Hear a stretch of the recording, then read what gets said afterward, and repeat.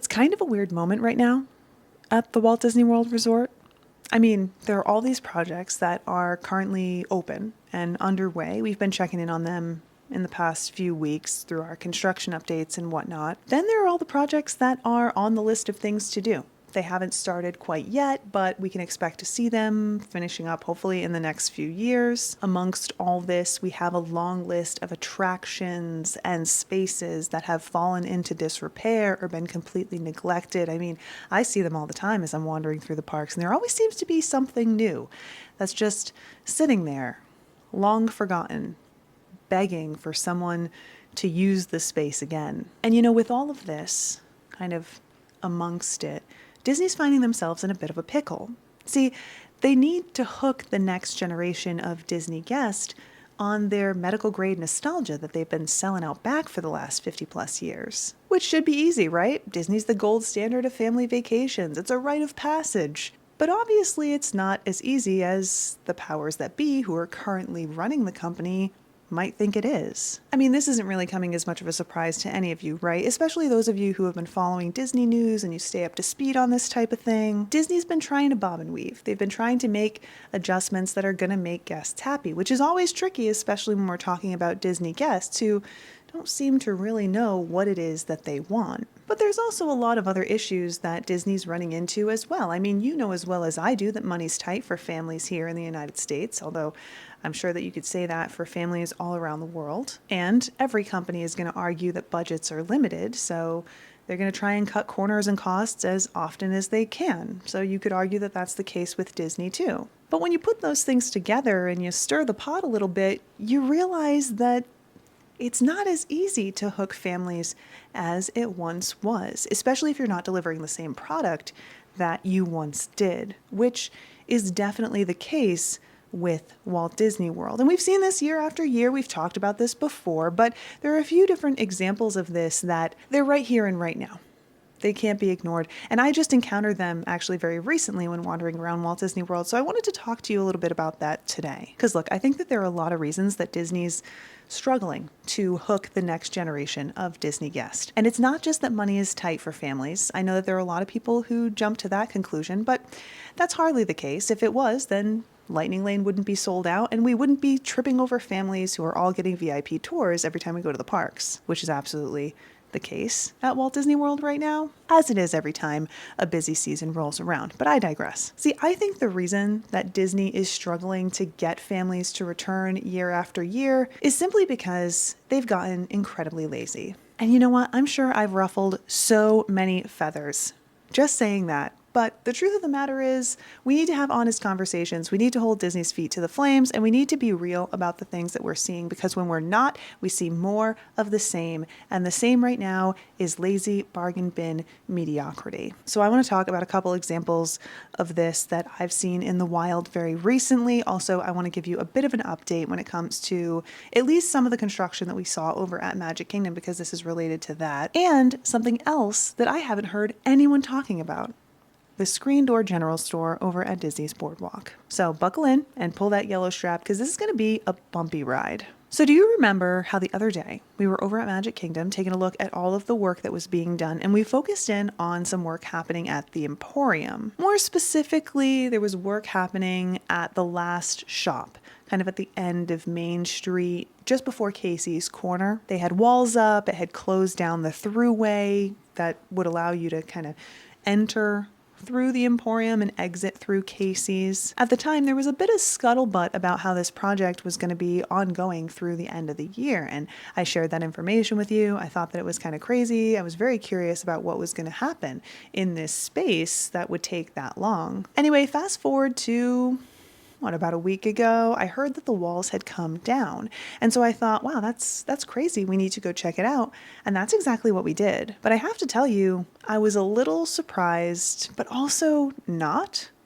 It's a weird line to be walking, but nonetheless, I was a little surprised by what I saw. So first and foremost, the walls in this section did come down, but more construction walls went up, which lead me to believe that they're taking this in a grid pattern, working on one section before opening that up and then closing down another section. And while we don't have any official word on this, or at least I'm not aware of any official word on this, my best guess is that this will probably continue through the end of the year, though I'm not sure if it'll be isolated to just the Emporium side of the street or if it'll take over the other side of Main Street as well. But again, it'll be in a slow grid-like pattern. I also have reason to believe that this is the way it's going to go because they're doing this elsewhere as well over at the boardwalk.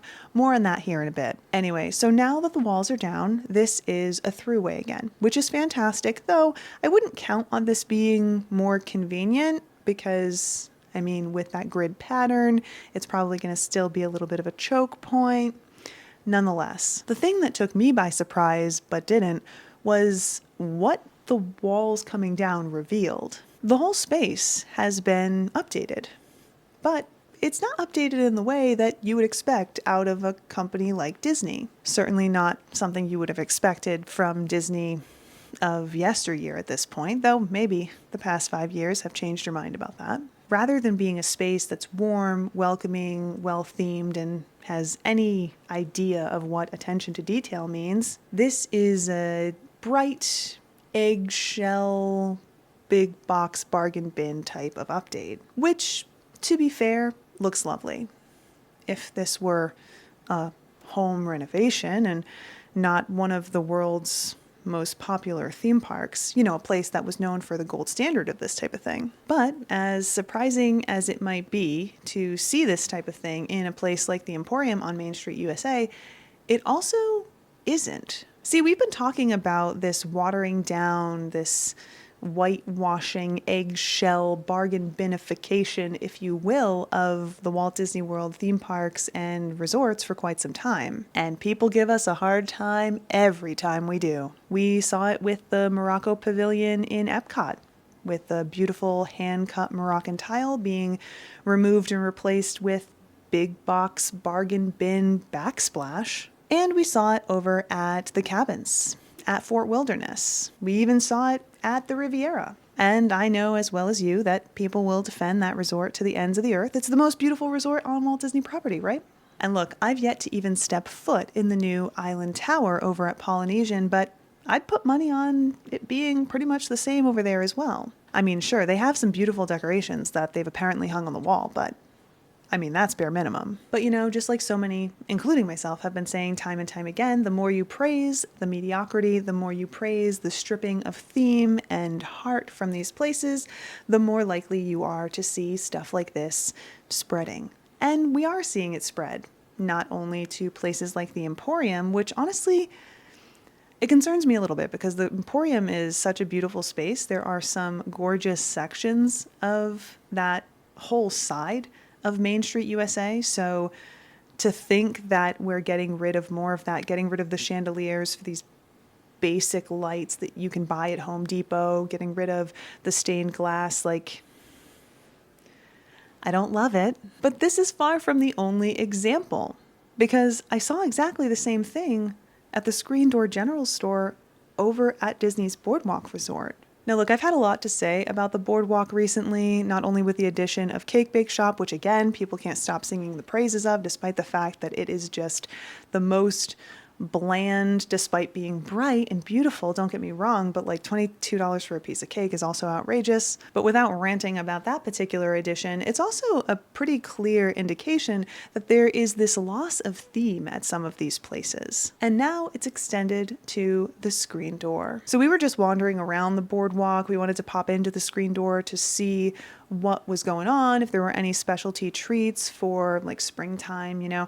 And that's when we saw that there was a major change. The Screen Door General Store, which is essentially the gift shop plus a little bit of a general store. You can get some food and sundries there.